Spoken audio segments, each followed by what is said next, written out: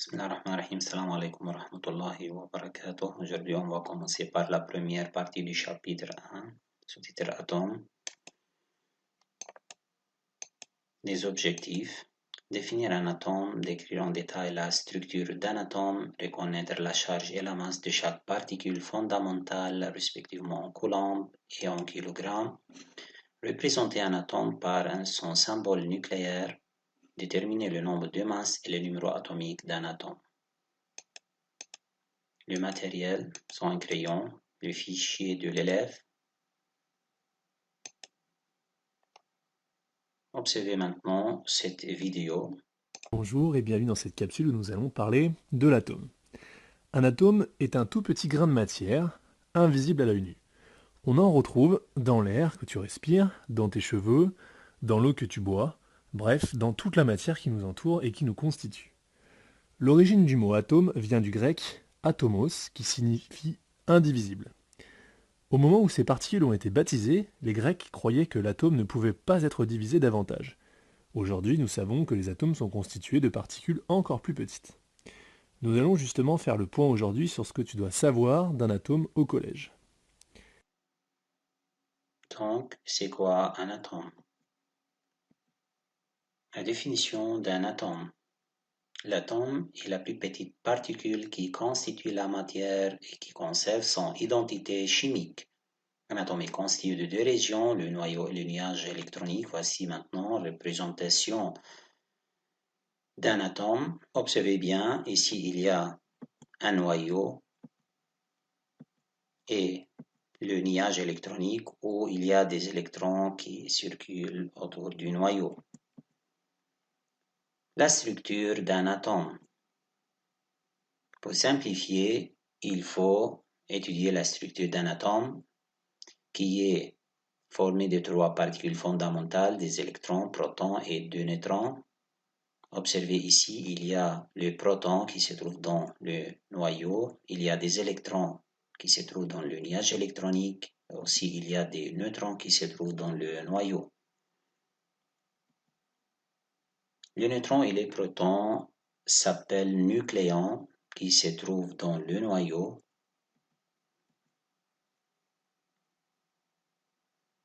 On va étudier maintenant les caractéristiques des particules fondamentales qui sont le proton, le neutron et les électrons. Dans ce tableau-là, les particules fondamentales sont protons, neutrons, électrons. Il y a maintenant la localisation bien position de chaque particule, le proton dans les noyaux, le neutron dans les noyaux et les électrons dans le nuage électronique que vous avez vu avant. La masse en U dans l'année précédente, vous avez étudié ça, que la masse d'un proton est égale à la masse d'un neutron qui est égale à 1 U, c'est-à-dire l'unité de masse atomique, et l'électron à peu près égale 0, c'est-à-dire sa masse par rapport à la masse d'un nucléon, proton ou neutron est à peu près 1 sur 1840, qui est négligeable. Masse en kilogrammes. Aujourd'hui, dans cette année, on va étudier la masse de chaque particule en kilogrammes. Voici la masse de proton et la masse de neutrons égale à 1,67 fois 10 exposant moins 27 kg, tandis que la masse d'un électron égale 9,11 fois 10 exposant moins 31 kg. Pour cela, la masse est très petite par rapport à la masse d'un nucléon, proton ou neutron. La charge relative que vous avez étudiée dans l'année précédente, pour proton égale 1 plus, neutron 0, nul, électron 1 moins.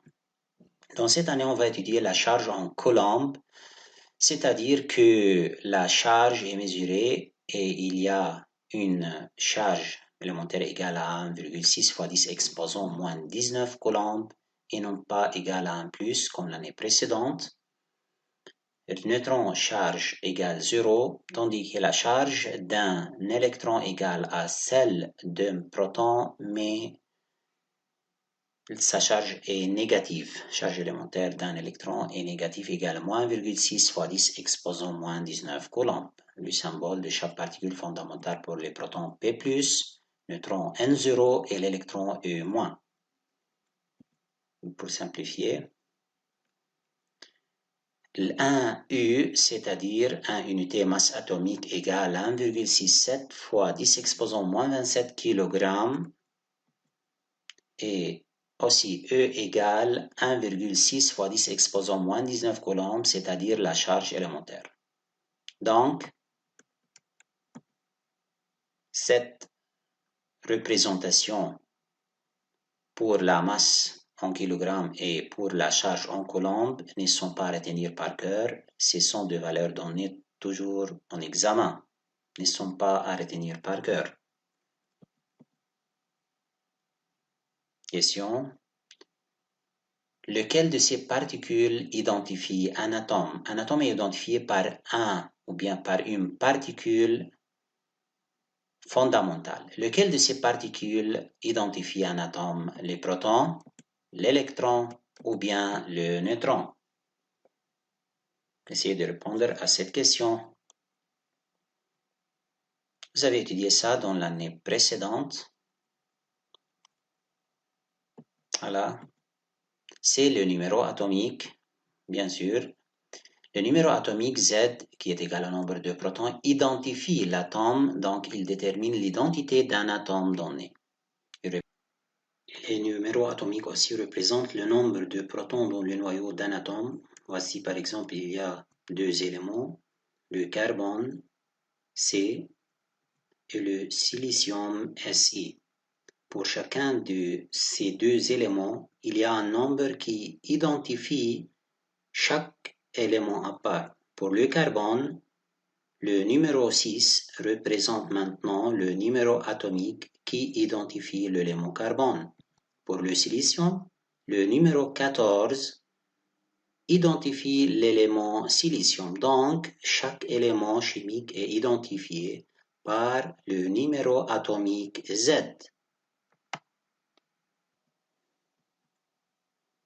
Une autre caractéristique pour l'atome, c'est le nombre de masses qui caractérise aussi un atome et non pas un élément. Il caractérise un atome donné. C'est le nombre de masses A que vous avez étudié dans l'année précédente. Il représente le nombre de particules qui ont des masses considérables, le nombre de protons et le nombre de neutrons. Il est simplifié par A égale Z plus N ou bien on peut calculer N égale A moins Z ou bien Z égale A moins N. Et pour simplifier, le nombre de protons et le nombre de neutrons sont le nombre de nucléons. Donc, le nombre de masse A égale le nombre de nucléons, car le proton et le neutron se trouvent dans le noyau. Pour cela, il s'appelle nucléon.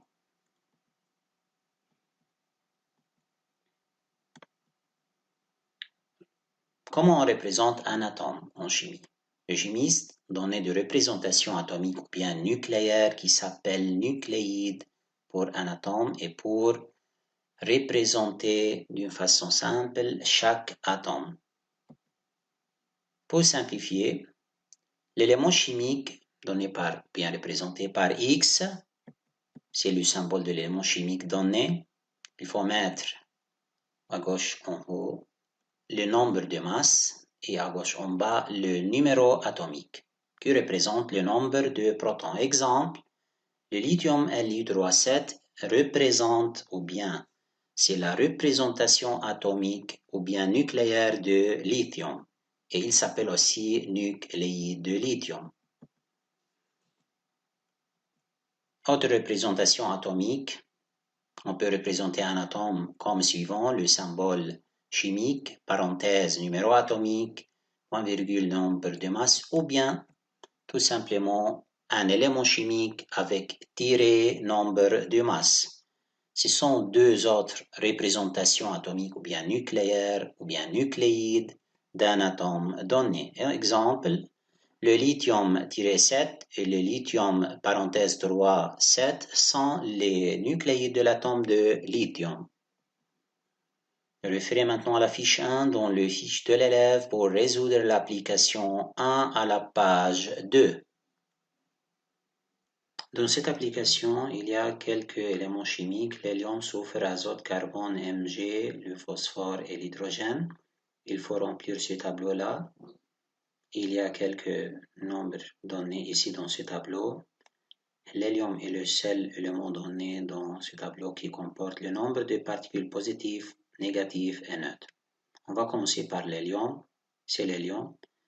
C'est la représentation atomique que vous avez étudiée. Z égale à 2, A égale 4. Z, c'est le numéro atomique. Pour cela, le nombre de particules positives ici égale à 2. Et comme le nombre de particules positives égale le nombre de particules négatives qui sont des électrons, pour cela égale aussi à 2. Et pour calculer le nombre de particules neutres n, il faut utiliser la règle suivante, n égale a moins z. Pour cela, a égale 4, z égale 2, donc la réponse égale 2. Dans la deuxième colonne, on a le numéro 16, qui représente le nombre de particules négatives, c'est-à-dire les électrons. Et puisque l'atome est neutre, le nombre d'électrons, ou bien nombre de particules négatives, nombre d'électrons, égale nombre de particules positives qui sont des protons. Pour cela, le nombre de particules positives égale à 16 aussi. Et comme le nombre de particules positives égale 16, pour cela, le numéro atomique Z qui identifie l'élément chimique égale à 16. Pour cela, il faut chercher, voilà, c'est le soufre. Donc, l'élément chimique ou bien l'atome maintenant s'appelle soufre. On va continuer le nombre de particules neutres. De la même façon, n égale à moins z, a égale 32, moins z égale 16, pour cela la réponse égale 16. Dans la troisième colonne, on a le nombre de particules positives égale à 6. Nombre de particules positives égale nombre de protons égale numéro atomique. Donc le numéro atomique 6 identifie l'élément, on va chercher ça pour trouver ça, c'est le carbone. Donc, la troisième colonne, c'est le carbone, l'élément carbone. Et comme le nombre de particules positives égale le nombre de particules négatives dans un atome neutre, le nombre égale maintenant à 6 électrons. Et de la même façon, il faut calculer le nombre de neutrons. N égale à moins Z, A égale 12, Z égale 6. 12 moins 6 égale à 6. Quatrième colonne, on a 15 particules positives égale à 15 particules négatives comme l'atome est neutre. Et comme le nombre de particules positives égale le nombre de protons égale Z. Z égale 15. Il faut chercher maintenant l'élément. C'est le phosphore, l'élément qui correspond maintenant à 15 protons, ou bien numéro atomique 15, c'est le phosphore. Il faut écrire maintenant phosphore. Et le nombre de particules neutres qui sont de neutrons, calculé de la même façon. N égale A moins Z égale 31 moins 15 égale 16. 31A. Z15, donc la réponse est 16 neutrons.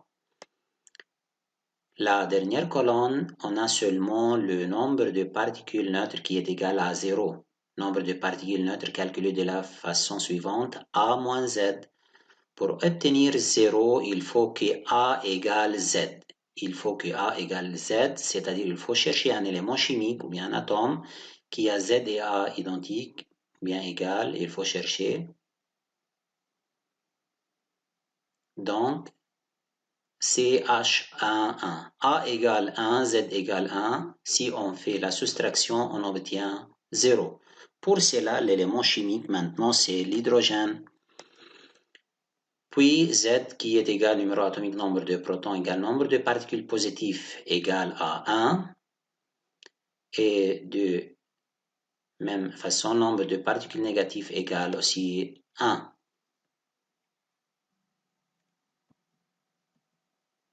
Maintenant,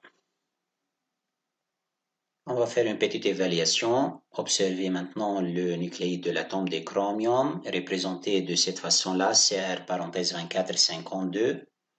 La première question est la suivante. Déterminer la composition de l'atome de chromium. La composition, c'est-à-dire le nombre de protons et le nombre de neutrons, c'est-à-dire le nombre de nucléons dans les noyaux, et le nombre d'électrons, c'est-à-dire le nombre de particules chargées négativement autour du noyau dans le nuage électronique. Le nombre de protons égale numéro atomique Z égale 24 d'après la représentation atomique du chromium. Et comme vous avez étudié dans l'atome et comme l'atome est électriquement neutre, le nombre d'électrons égale nombre de protons égale 24. On peut déduire maintenant le nombre de neutrons d'après la règle n égale à moins z égale 52 moins 24 égale 28. Donc, les particules fondamentales qui représentent maintenant la composition de l'atome sont 24 protons, 24 électrons et 28 neutrons. Deuxième question, donnez une autre représentation atomique de l'atome de chromium. Comme vous avez étudié, il y a 3 représentations atomiques au nucléaire. CR2452 ou CR-52. Comme résumé, on a la représentation atomique qui a 3 formes que vous avez étudiées et la composition de l'atome qui comporte la composition nucléaire du noyau qui comporte le nucléon avec le nombre de masses et la masse et la charge.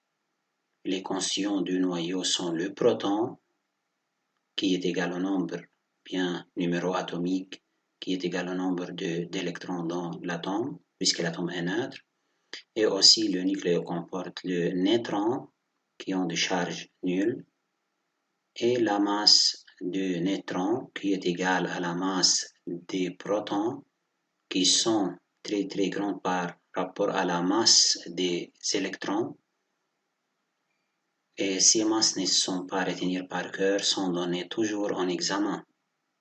Et la charge aussi élémentaire pour l'électron égale moins E, tandis que la charge du proton égale plus E, qui est la charge élémentaire égale à 1,6. En valeur absolue, 1,6 fois 10 exposant moins 19 coulombs, aussi donné en examen. Référez à la fiche 1, fiche de l'élève pour étudier la définition d'un atome, représentation atomique, caractéristiques des particules fondamentales dans un atome, numéro atomique et nombre de masses, et résoudre l'application 4.